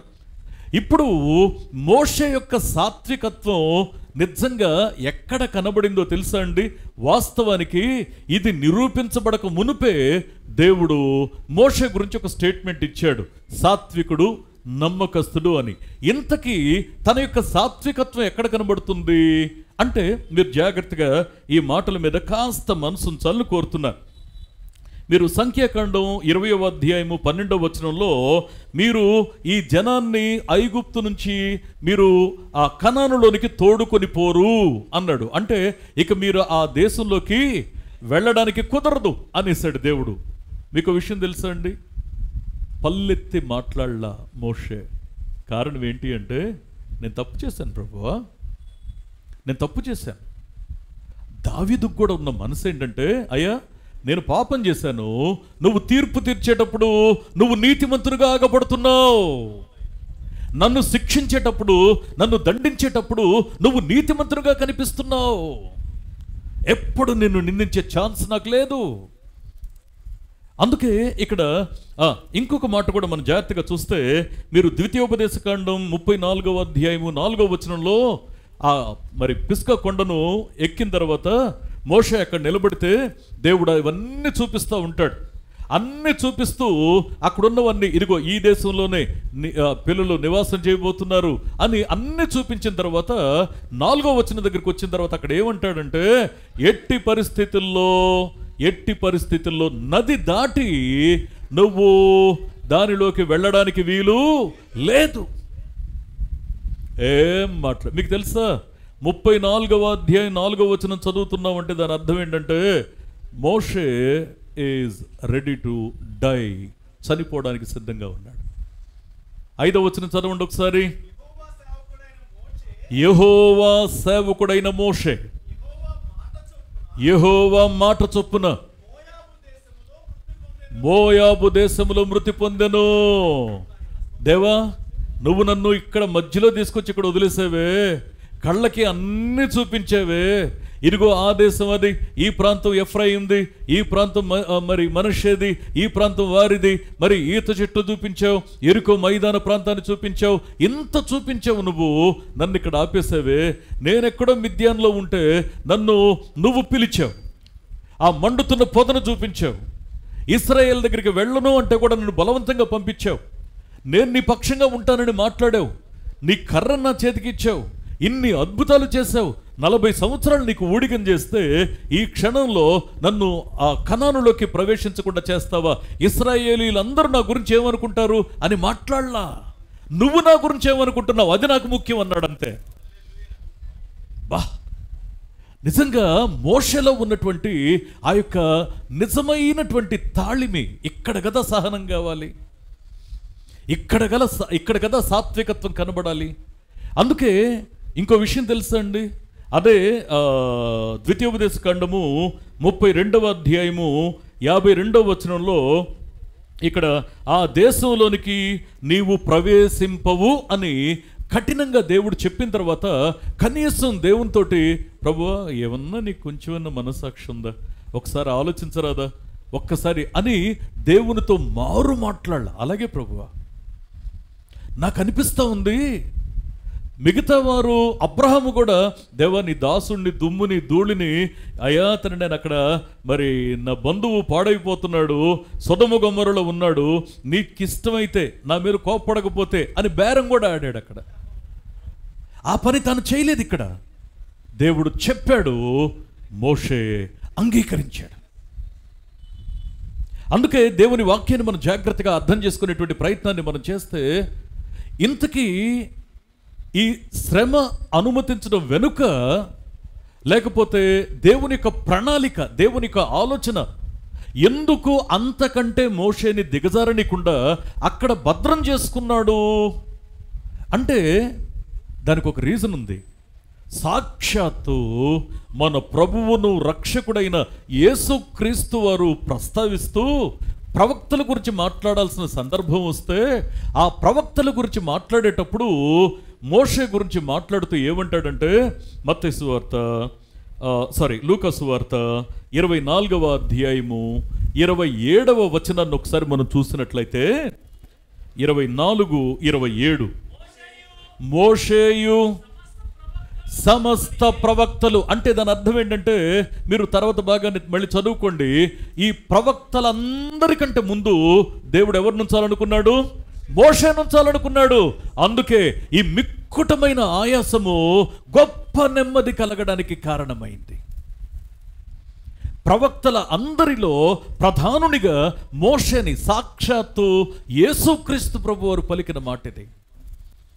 అదే లూకా సువార్త 24వ అధ్యాయము 44వ వచనంలో ఇక్కడ మాట్లాడుతూ మోషే ధర్మశాస్త్రము అని సాక్షాత్తు యేసుక్రీస్తు ప్రభువారు మాట్లాడతారు. అంటే ఇక్కడ ఒక విషయాన్ని అర్థం చేసుకోండి.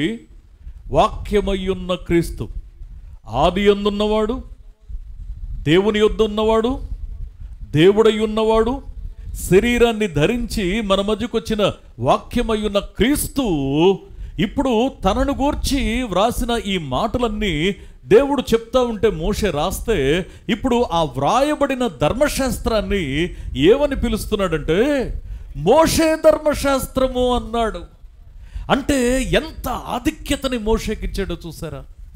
సాక్షాత్తు యేసుక్రీస్తు ప్రభువారు మోషేకి అంత ఘనతని ఎందుకు దేవుడు మరి కొన్నిసార్లు మిక్కుటమైన ఆయాసాన్ని మన జీవితంలో అనుమతిస్తాడు అంటే, దేవుడు నీకు ఇవ్వనుద్దేశించిన బహుమానం అది నేలపాలు కాకూడదని దేవుడు కొన్నిసార్లు మిక్కుటమైన ఆయాసాన్ని మనకిస్తాడు. మూడవది, ఎందుకు మోషే విషయంలో ఇంత కఠినంగా దేవుడు వ్యవహరించాడు అనంటే, పరిశుద్ధ గ్రంథంలో నిర్గమకాండము 33వ అధ్యాయము 11వ వచనాన్ని కూడా ఒకసారి మనం చూసినట్లయితే,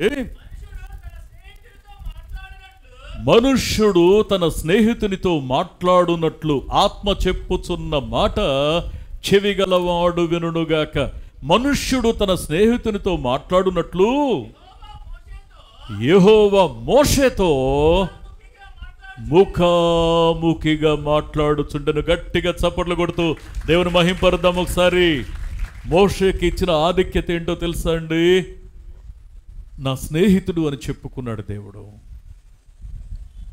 రాసింది మోషేనే, వ్రాయించింది దేవుడు. అందుకే ఇక్కడ ఒకటి, ప్రవక్తల్లో ముందు వరుసలో యేసుక్రీస్తు ఆ మోషే నుంచి మాట్లాడుతున్నాడు. ఈ ధర్మశాస్త్రం ఏదైతే ఉందో ఇది మోషే ధర్మశాస్త్రం అని యేసుక్రీస్తు ప్రస్తావించారు. మూడవది, మోషేని స్నేహితుడు అని ఇక్కడ దేవుడు స్వయంగా రాయిస్తున్నాడు. నాలుగవ విషయం ఏంటి అనంటే, ద్వితీయోపదేశకాండము. ఇది ఇంకా ఆశ్చర్యకరమైన విషయం.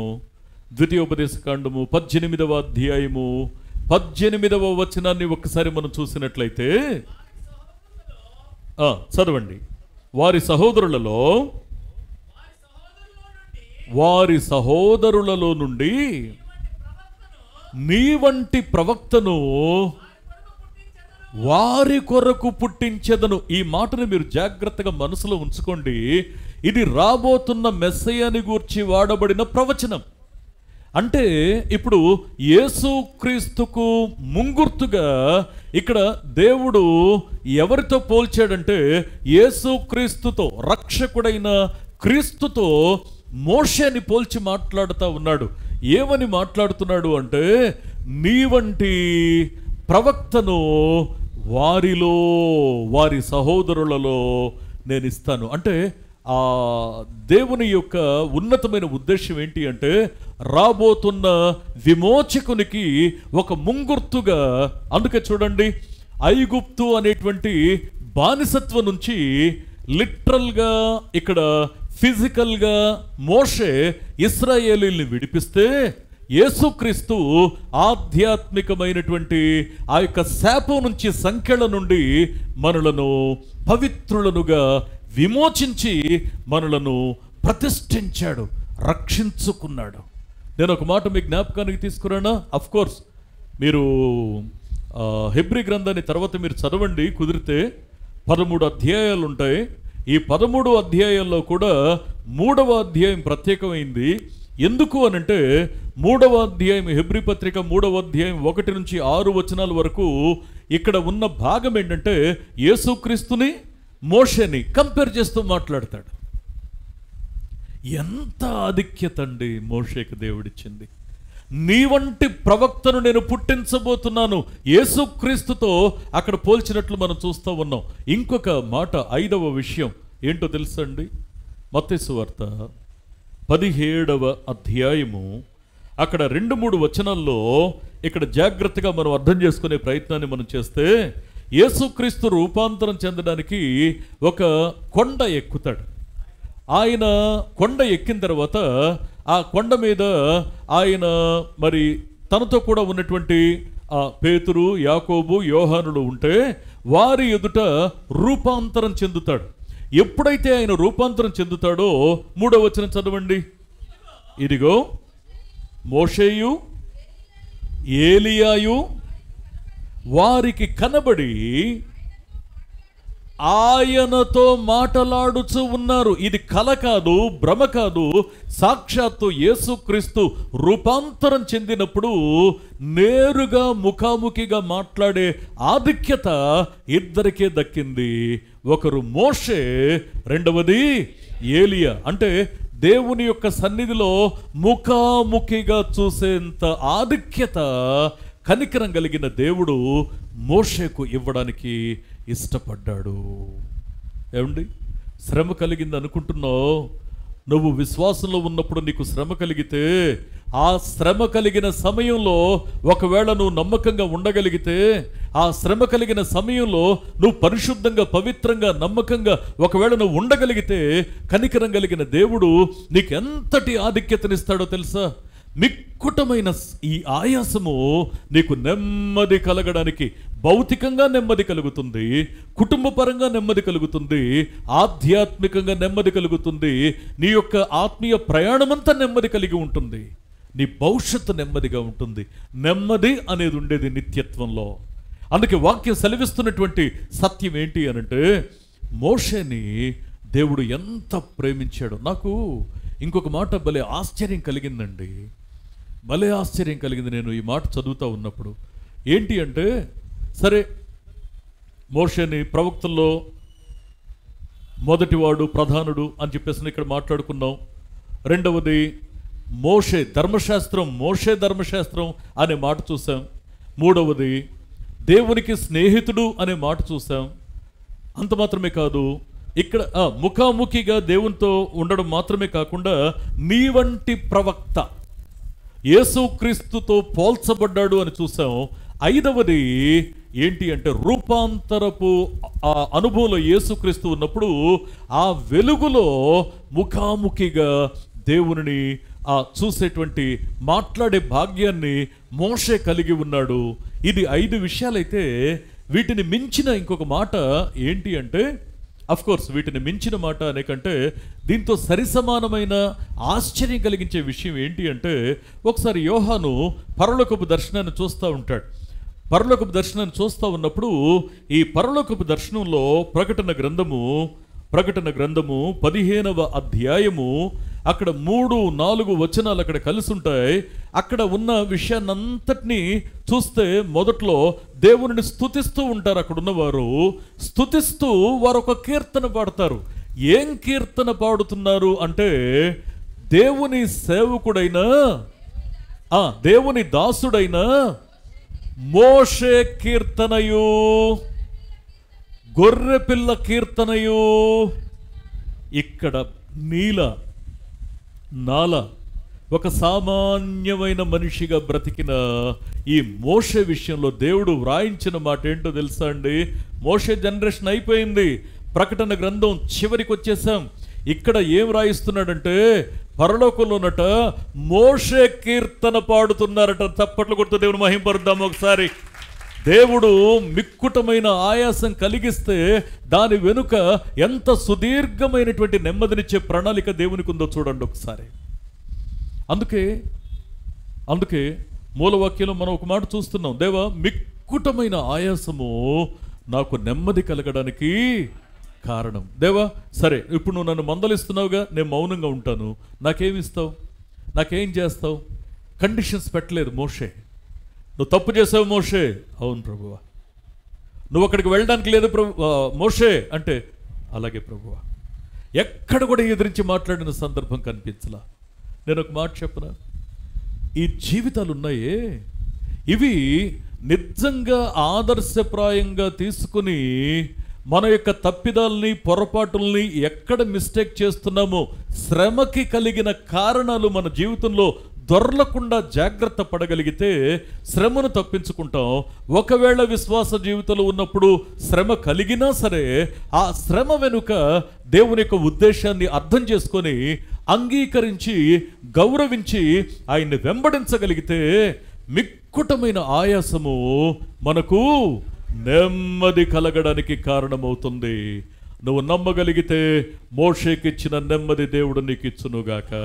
మోషేకిచ్చినటువంటి గుర్తింపును దేవుడు నీకు ఇచ్చునుగాక. ఆయన కటాక్షం నీ పైన నిలుచునుగాక.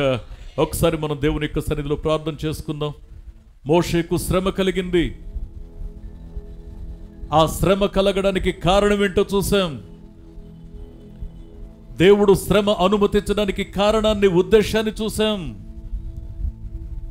ఈ శ్రమ కలిగించడం వెనుక దేవుని ప్రణాళికను చూసాం. మోషే విషయంలో ఎంత ఉన్నతమైన ఆలోచన దేవుడు కలిగి ఉన్నాడు. నీ విషయంలో కూడా దేవునికి ఎంత గొప్ప ప్రణాళిక ఉంది, నమ్ముతావా?